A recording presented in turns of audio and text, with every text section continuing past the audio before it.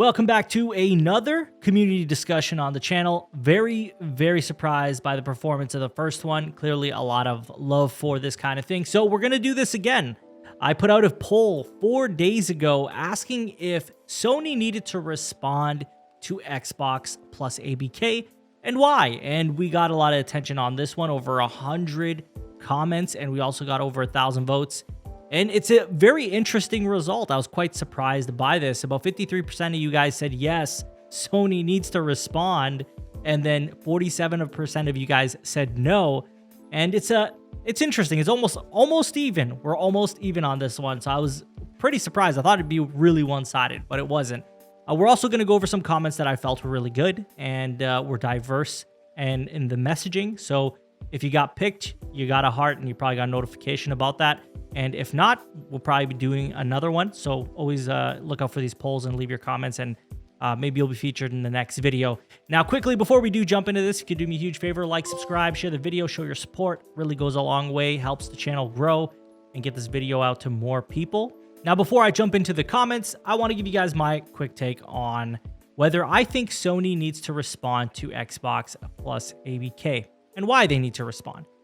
I do think that to a degree, they do need to respond. I think that, Xbox buying Activision Blizzard King, plus already owning Bethesda ZeniMax, plus the studios they already own, they have a lot of studios under their umbrella. So it's massive, right? They have already bought up so much. And the other thing is Xbox and Microsoft are not going to stop buying publishers. They're not going to stop buying studios. They are going to keep buying until they literally are not allowed to buy anymore. That is what they're going to do. I truly believe it. And I think we're not far away from another acquisition. I really don't think we're far away from another acquisition. I think that once this goes through, it's solidified, they're on the prowl for the next acquisition. So I do think that Sony needs to respond for that reason. If they are interested in any publishers or any studios, that they need to go out and grab them while they're still around to grab. Otherwise, Microsoft may just come through and buy them up. Now, we obviously know that Microsoft has more money, but I think sometimes it's not just about the money, it's about the partnership. And if somebody wants to work with Sony, and that's kind of their ideal team that they want to work with, they'll likely forego the extra money to work with a team that fits them better and allows them to do more and better things collectively, right? That's kind of how it works sometimes.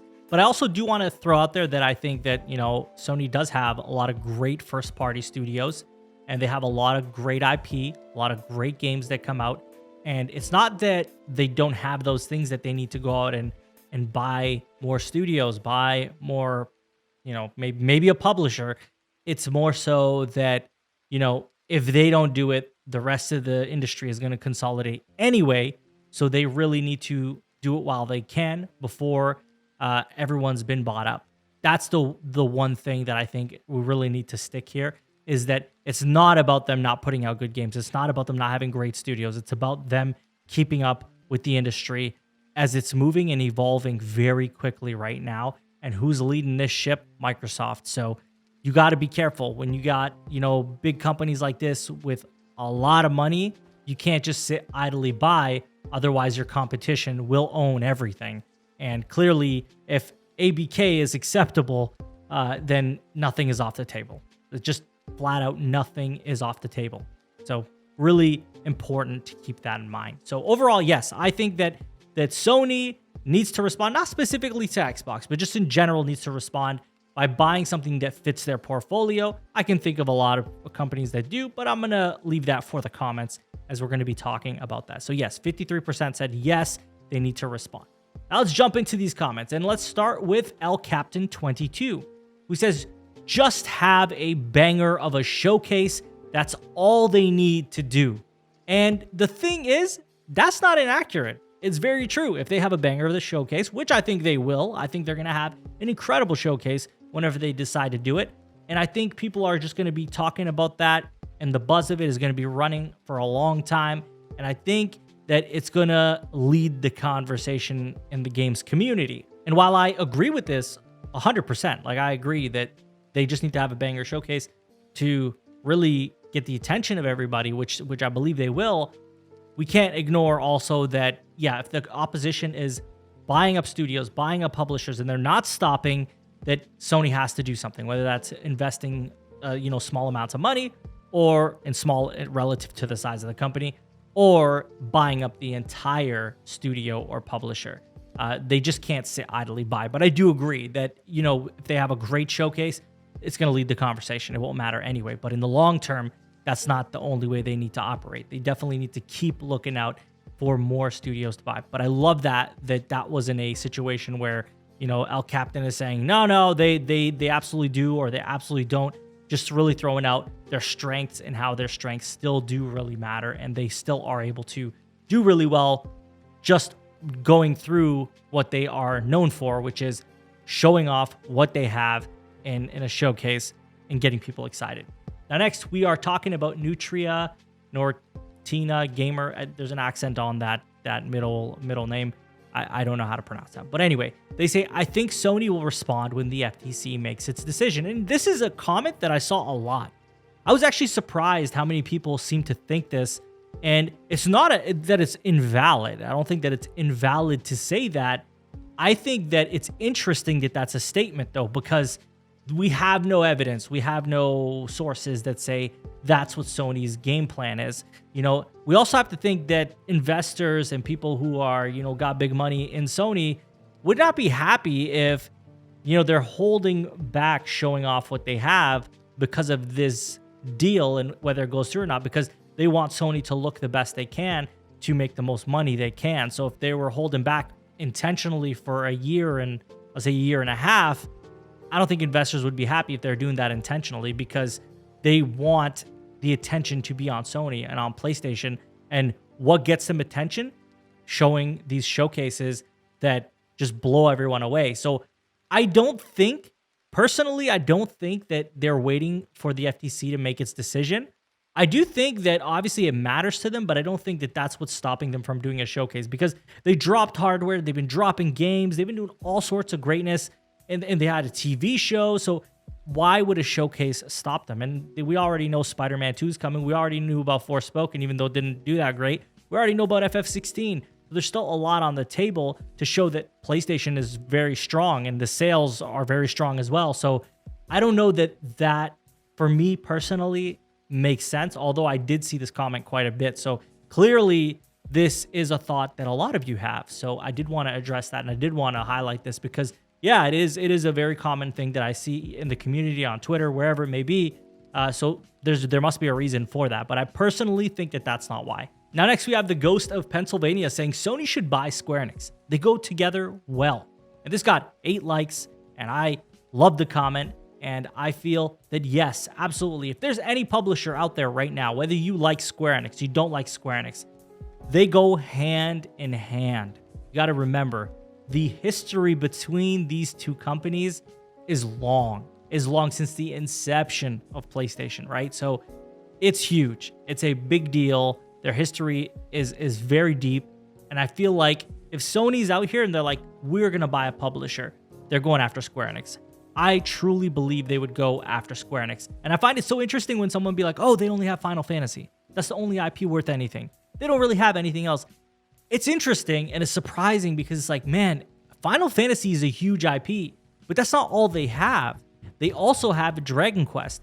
And while I know Kingdom Hearts is not owned by Square Enix, it's actually a Disney IP, they still have the rights to create games for Kingdom Hearts. So it's very interesting to me that I see the community looking down upon Square Enix as an acquisition. I am really shocked by that because they make great games. They make great JRPGs. While they have not had a lot of successes with their newer, smaller titles, they are still doing really well. So I personally feel that they would be an absolute perfect fit with Sony. And I agree with the Ghost of Pennsylvania. This is a match made in heaven, Sony and Square Enix. If anybody should buy Square Enix, it should be Sony. And I think that that's possible. I do think it's a very big possibility.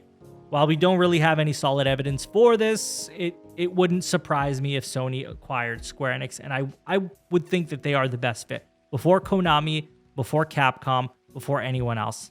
But I also think that a great second choice would be Capcom because they have a long history together as well. Now, this is going to be the last comment. It's the longest one. I've taken some key points out of it just because it is quite a lengthy comment from Kyle-san.